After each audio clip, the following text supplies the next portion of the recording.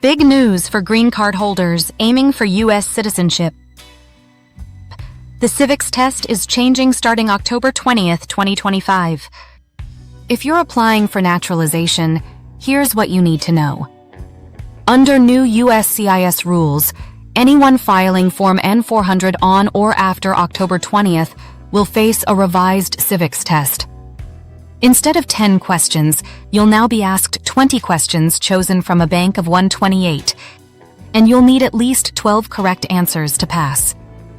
The English reading, writing, and speaking portions remain the same. If you're 65 or older and have lived as a permanent resident for at least 20 years, you'll continue to get a shorter version with 10 questions, and you must answer 6 correctly to pass.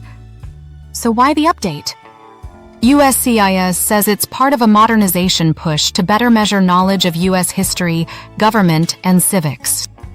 The older version had a smaller pool of questions, while this one aligns more closely with the 2020 version, covering a broader scope.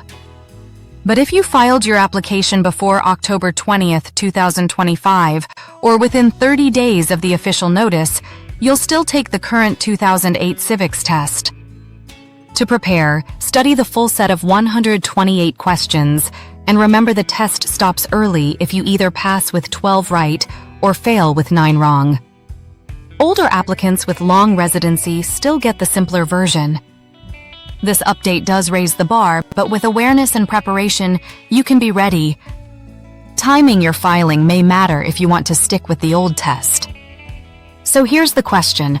Will you file before October 20th to take the current test, or wait and prepare for the new one?